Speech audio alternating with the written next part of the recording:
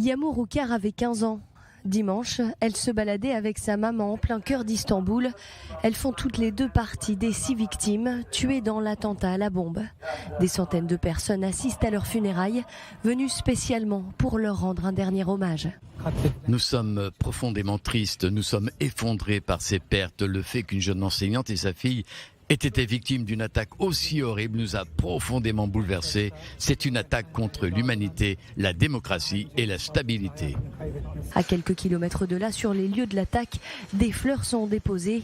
Des habitants et des touristes se recueillent, tandis que la vie a repris son cours dans cette rue très passante d'Istanbul.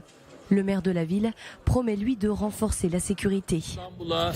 Nous agirons conformément à notre responsabilité envers Istanbul et pour accueillir les touristes, les visiteurs et les habitants de notre ville dans un environnement plus sûr que celui de dimanche.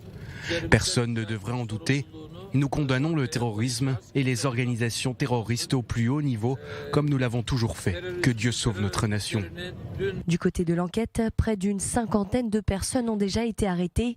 Parmi elles, Alham Al-Bashir, syrienne de 23 ans, arrêtée dans son appartement en banlieue d'Istanbul.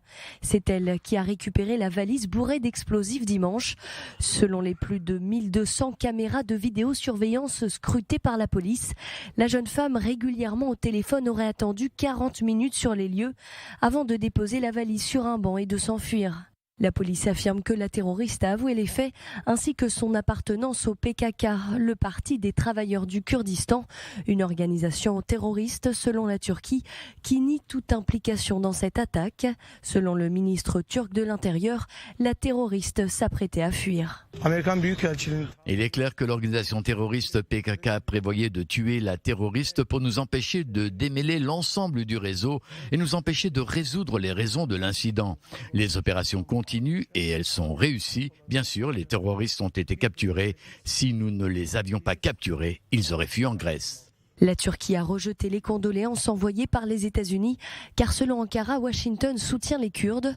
En 2015, les forces kurdes soutenues par la coalition occidentale avaient repoussé le groupe État islamique de la ville de Kobané en Syrie, une bataille célébrée par la coalition occidentale.